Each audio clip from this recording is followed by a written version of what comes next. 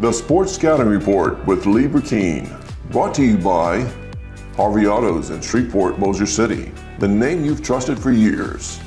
Geico, the insurance savings you expect.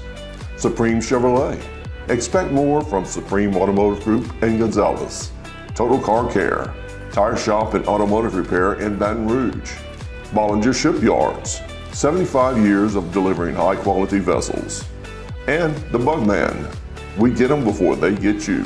Here's your host, Lee Burkeen. Hi everyone, this is Lee Burkeen, your host of the Sports Scouting Report podcast, also owner of Louisiana Football Magazine. Today's show, we're going to talk about the LSU football team before spring actually starts. We're going to break down the offense today. This is going to be part one of offense. We're going to have 2 shows for offense and 2 shows for defense. I'm going to put special teams in part 1. In the first show, we'll talk about running backs, quarterbacks, and tight ends. And then we'll talk about the rest of the offense in part 2. I just want to kind of give my thoughts. I've seen a lot of these kids play over the last 4 years in high school. Obviously, I've covered LSU since 1991 in the media.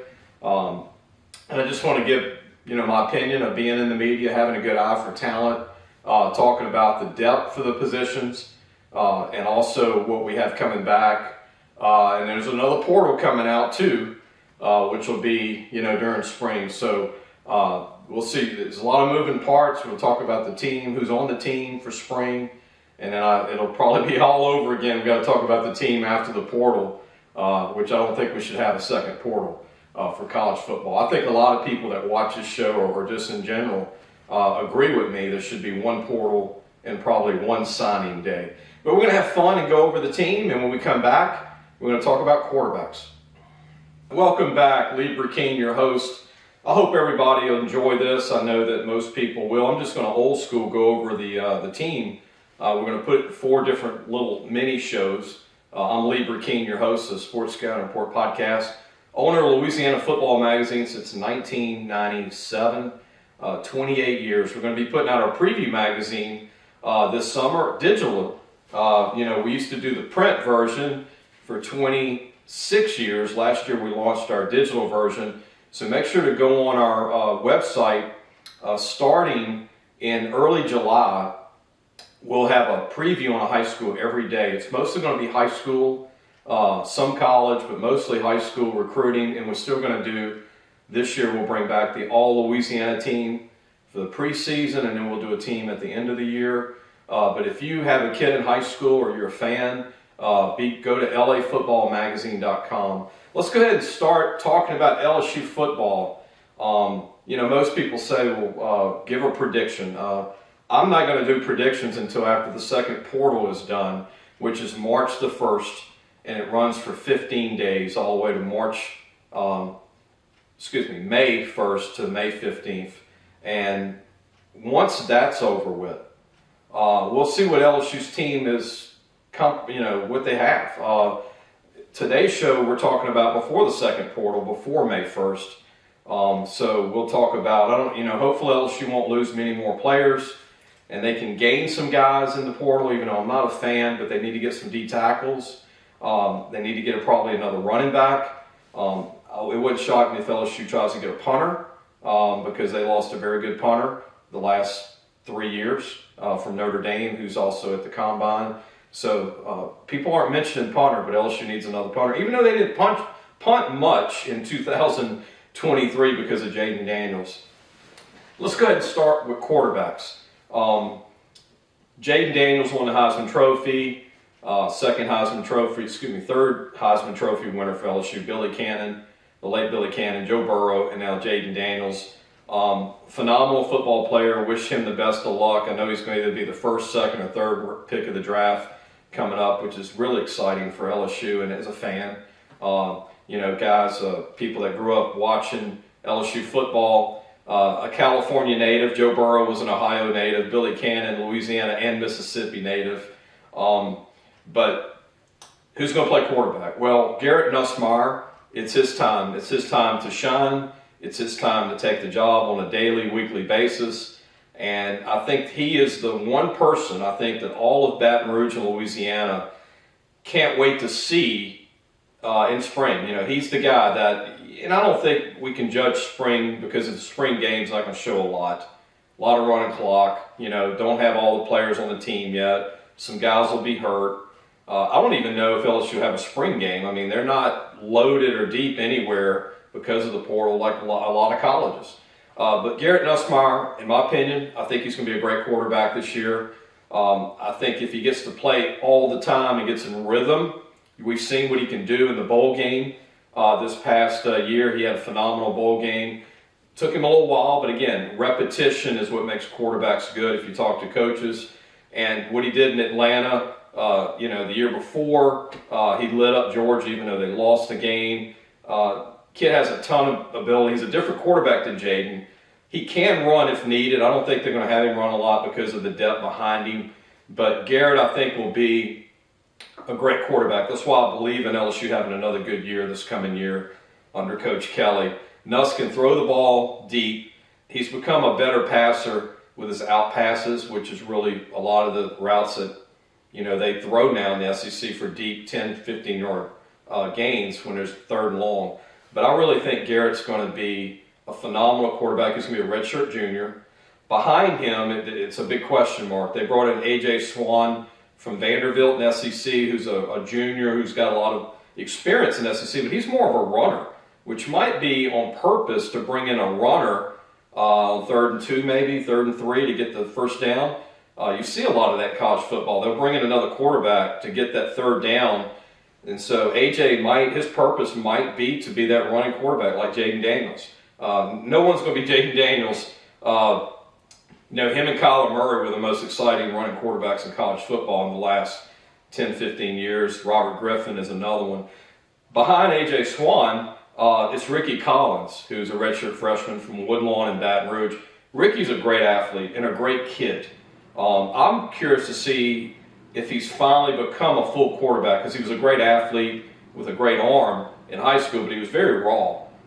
Meaning for this level, LSU level, SEC level, you don't polish your position until your second year unless you're a generational player. But Ricky has a chance to be a great quarterback, and I'm interested to see how good he is in the spring. He's another one I want to look at to see, has he become a complete quarterback? Does he do good on second reads now? Does he know when to run or when to throw it away? Things that you see young quarterbacks do. He hadn't played a lot, but again, a late bloomer, learning quarterback, but played 4 years in high school because he was a great athlete with a great arm. Behind him would be Colin Hurley, who's an All-American from Florida. Colin graduated a year early, so he's a young 17-year-old kid, not even 18. I think he's got a great future, but I think he's really too young to be a quarterback if needed this coming year. I think he'll redshirt. I think the coaches would like to redshirt him, let him learn the system. Great athlete, can throw, dual threat, cannon arm, comes from a great program in Florida. But again, a guy you don't want to count on as a freshman, and hopefully there's no injuries to Nussmeier, Ricky Collins, and A.J. Swan. Somebody might leave after spring too. Hopefully that won't happen. I hate to see a quarterback give up before it happens on the season. And here, I'm going to throw a wild card in there for quarterback. If all these guys struggle behind Nuss is the guy. Juwan Johnson from Lafayette Christian, to me, can play quarterback from Lafayette Christian, who just signed. He is a phenomenal player. He can spin it, guys. He can run, but he can spin it. He broke all these records in high school for yardage, touchdowns by quarterback. But Juwan might be that guy who can remind you of Jaden Daniels because of his feet, and he can throw it. And he reminds me of a taller version of Kyler Murray, the college version, not the Cardinals version, but a taller version. He is 6 foot tall. I've been next to him in interviews. He's not 5'11", 5'10". He's 6 feet. Kyler Murray's like 5'8". But he's a Kyler Murray who can really run, and he will throw the ball and set his feet. So hope you enjoyed this segment on quarterbacks. We're going to take a break. When we come back, we'll talk about running backs for LSU going into spring. Welcome back, Lee Burkeen, your host of the Sports Scouting Report podcast. Please tell your friends to hit the subscribe button, share, and like. That'll help us grow. We're trying to grow our subscriptions Just our fan base around Louisiana, LSU fans, high school parents. We'll do some high schools. In the near future, we're going to do a lot of coaching interviews, high school coaches. I'm going to go to a lot of schools, and I'm going to interview a lot of recruits, which I think people will really enjoy. And we'll mix that in with some legends who played at one time in college at different colleges in Louisiana. Let's talk about running backs this segment for LSU. Not a deep position. You lose. Logan Diggs was the one that hurt. Logan Diggs had a year left. He decided to transfer after the bowl game. He got hurt in the bowl game against Wisconsin. But, here's a guy, if he'd have stuck around another month, this is what's bad about NIL.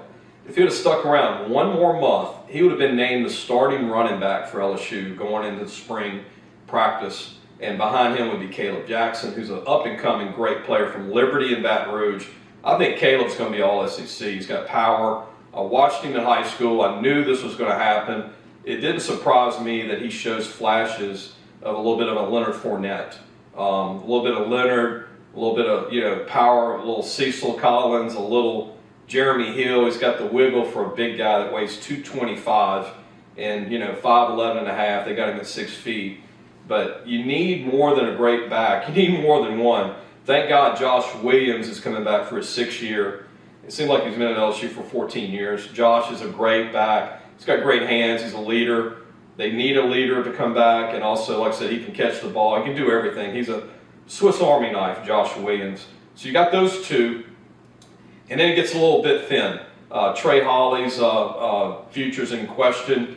Obviously we'll see what happens with Holly. If he can get eligible to play and not suspended or whatever happens there, then obviously he would be the third back. And then after that, you have true freshman Caden Durham from Duncanville High School, who broke a lot of track records running the 10.5 100 meters, and he's about 190, 5'8", and he's stocky and built. Looks like Kevin Falk, that kind of back. That can blow by you and has that burst that everybody looks for as a running back.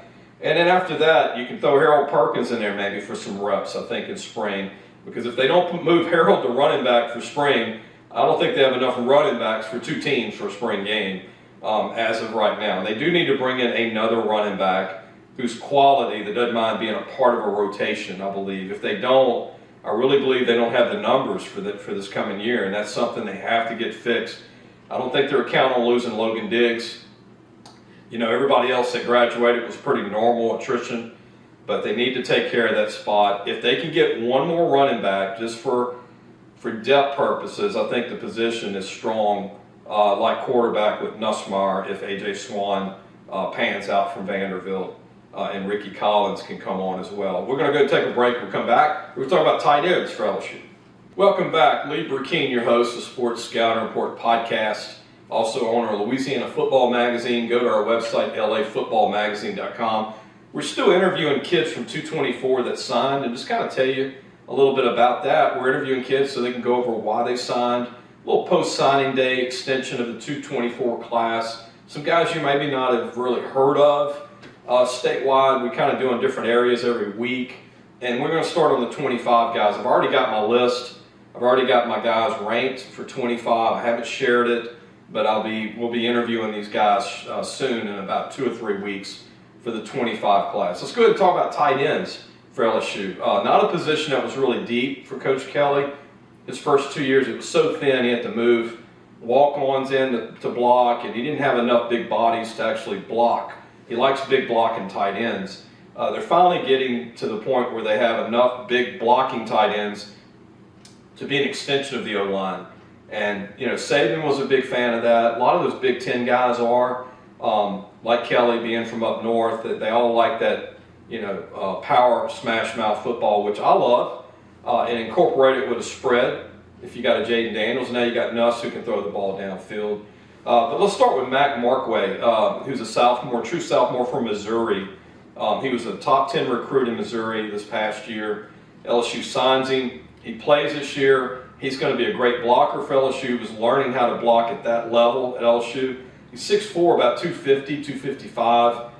He was about 245 this past year. And he can run about a 4'8". You saw him do some things this year, his potential. He's got good feet. He can actually run.